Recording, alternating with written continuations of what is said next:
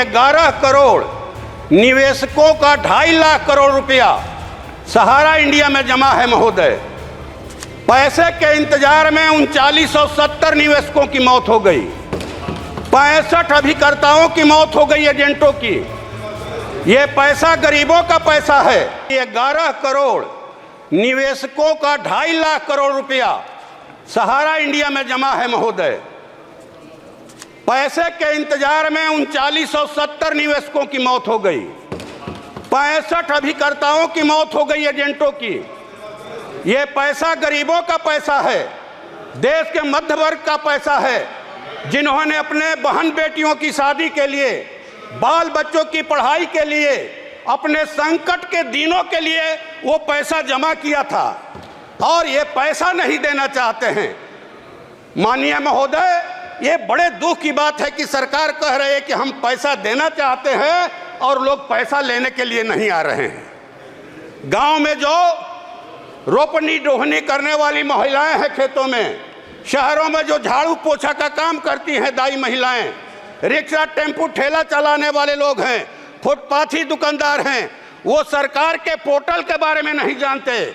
वो गांव के और कस्बे के उस एजेंट के बारे में जानते हैं, सहारा इंडिया के, जिनके मार्फत उन्होंने पैसा जमा किया। महोदय, आपके माध्यम से सरकार से हमारी मांग है कि ये पैसा एजेंटों के मार्फत दिलवाया जाए निवेशकों को। ये पेट पर लात पड़ रहा है उनका, कहे कि हुक उठती है जब वो हमसे कहते हैं। माननीय सभापति महोदय, आपका आभार, आपने मुझे बोलने का मौका दिया। सरकार हमसे खजाने की चाबी मांग रही है कि खजाने का चाबी दिया जाए पैसा खर्च करने के लिए। तो ये खजाने की चाबी इसलिए दी जाए ताकि आम जनों की जो हित में लोक कल्याणकारी योजनाएं चलाई जाती हैं उनमें ये भारी कटौती करके दोनों हाथों से अपने कॉरपोरेट मित्रों पर धन की वर्षा कर सकें, इसलिए तो चाबी नहीं दी जाएगी। इस देश में करोड़ों दलित, आदिवासी, भूमिहीन जमीन के अभाव में समुद्र के किनारे, नहर के किनारे, सड़क के किनारे, आहर पोखर के पिंड पर एक झोपड़ी लगा करके, एक पॉलिथीन तान करके अपना जीवन बसर कर रहे हैं और सरकार कह रही है कि हम बहुत रॉकेट की गति से विकास कर रहे हैं। तो महोदय, जिन लोगों का इस देश की अर्थव्यवस्था के विकास में भारी योगदान है, वो खेतों में खट करके अनाज पैदा करते हैं, देश का पेट भरते हैं।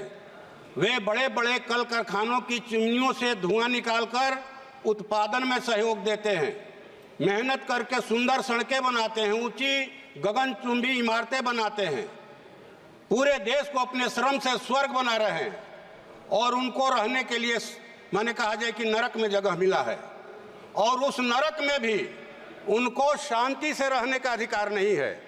विकास के नाम पर, सौंदर्यीकरण के नाम पर, अतिक्रमण के नाम पर हमेशा उनकी झोपड़ियों पर बुलडोजर चलाया जाता है। इसलिए मैं सरकार से ये मांग करता हूं कि देश में वो भूमि सुधार लागू करे। देश में अभी बिहार में 2010 में भूमि सुधार आयोग का गठन हुआ था, जिस आयोग ने कहा कि 21,85,000 एकड़ जमीन सीलिंग से फाजिल जमीन है, सरकारी जमीन है, जिस जमीन पर भूमि माफियाओं का, भूस्वामियों का राइफल बंदूक के बल पर कब्जा है, इस जमीन को भूमिहीनों में बांटना चाहिए। और आयोग की सिफारिश यह भी थी कि बटाईदारी पर ज़्यादा खेती हो रही है, इसलिए कृषि बजट का लाभ दिलाने के लिए बटाईदार किसानों को पहचान पत्र दिया जाए। ये बिहार एक राज्य की बात है, पूरे देश में करोड़ों एकड़ ऐसी जमीन होगी, सरकारी जमीन और सीलिंग से फाजिल जमीन। मेरी मांग है आपके माध्यम से सरकार से कि देश में भूमि सुधार लागू किया जाए और भूमिहीनों को खेती लायक जमीन और बासगीत जमीन दिया जाए। ये मेरी आपके माध्यम से सरकार से मांग है। दूसरी बात कि 11 करोड़ निवेशकों का 2.5 लाख करोड़ रुपया सहारा इंडिया में जमा है महोदय। पैसे के इंतजार में 3970 निवेशकों की मौत हो गई, 65 अभिकर्ताओं की मौत हो गई एजेंटों की। ये पैसा गरीबों का पैसा है, देश के मध्य वर्ग का पैसा है, जिन्होंने अपने बहन बेटियों की शादी के लिए, बाल बच्चों की पढ़ाई के लिए, अपने संकट के दिनों के लिए वो पैसा जमा किया था और ये पैसा नहीं देना चाहते हैं।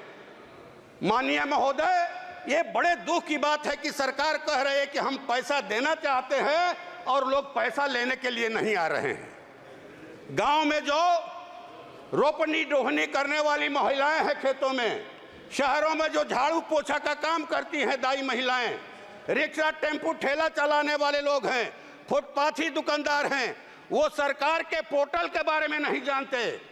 वो गांव के और कस्बे के उस एजेंट के बारे में जानते हैं, सहारा इंडिया के, जिनके मार्फत उन्होंने पैसा जमा किया। महोदय, आपके माध्यम से सरकार से हमारी मांग है कि ये पैसा एजेंटों के मार्फत दिलवाया जाए निवेशकों को। ये पेट पर लात पड़ रहा है उनका, कहे कि हुक उठती है जब वो हमसे कहते हैं, उनके अंदर हुक उठती है। तीसरी बात ये महोदय कि हमारे आरा संसदीय क्षेत्र में बिजली की भारी कटौती हो रही है। जब पावर इतना पैदा हो रहा है देश में, तो ये कटौती क्यों? आधा घंटा बिजली रहती है, 3 घंटा गायब। अगर ट्रांसफार्मर खराब हो गया तो 1 सप्ताह में ट्रांसफार्मर बदला जाएगा। जर्जर तारों के गिरने के वजह से जो है वो कितने गरीब लोगों की मौत हो गई तार में सट करके। ये जबरदस्ती गांव का लाइन काटने का दबाव देकर के स्मार्ट मीटर लगाया जा रहा है। अभी बड़ा खरौनी शाहपुर में एक गांव है, वहां ये प्रयोग चला। ये स्मार्ट मीटर जो है लोगों का खून चूस रहा है। आपके माध्यम से सरकार से हमारी मांग है कि ये स्मार्ट मीटर लगाने के लिए दबाव नहीं दिया जाए, जनता पर दबाव नहीं दिया जाए कि स्मार्ट मीटर लगाना है और नहीं तो लाइन काट देंगे। और भारी बिजली का बिल आ रहा है, बिहार में सबसे ज़्यादा महंगे दर पर बिजली मिल रही है, इस पर रोक लगाई जाए। और हमारे यहाँ लोग कह रहे हैं कि हाँ पावर मिनिस्टर क्या हारे, पावर चली गई जिले की। ये माने इस पर रोक लगाया जाए बिजली के देखरेख पर। और अंतिम बात महोदय, कुछ डिमांड है सरकार से हम लोगों की कि जो 30 लाख पद हैं केंद्र सरकार में खाली, उनको जल्द से जल्द भरा जाए और ये ठेका प्रथा खत्म किया जाए। ठेका प्रथा एक दिन ऐसा आएगा कि सरकार भी ठेके पर चलने लगेगी। अगर ठेका प्रथा पर रोक नहीं लगाया गया तो ये सरकार भी ठेके पर चलेगी, इसलिए ठेका प्रथा पर रोक लगाइए। आंगनबाड़ी सेविका, सहायिका, आशा कर्मी, जो जितने स्कीम वर्कर हैं सबको सरकार अस्थायी करे, उनका वेतनमान तय करे और जो 4 श्रम कोड लाए गए हैं मजदूरों के खिलाफ में, उसको सरकार रद्द करे। और अंतिम बात महोदय कि आरा में महोदय एक अंतिम मांग है। आरा में जो है एक माने आधुनिक सुविधाओं से जो हेली एम्बुलेंस सहित एक ट्रामा सेंटर का इंतजाम किया जाए। और माननीय प्रधानमंत्री जी ने वायदा किया था कि डालमिया नगर में जो कारखाना बंद हो गया है वहाँ रेल फैक्ट्री लगाया जाएगा, तो वो लगाया जाए और इंदुपुरी जलाशय का शीघ्र निर्माण, सोन नहरों का आधुनिकीकरण किया जाए। या और ये कहा जाए कि नबीनगर की एनटीपीसी इकाइयों के क्या है ये, हाँ, सीआर फंड का स्थानीय विकास में इस्तेमाल किया जाए। धन्यवाद।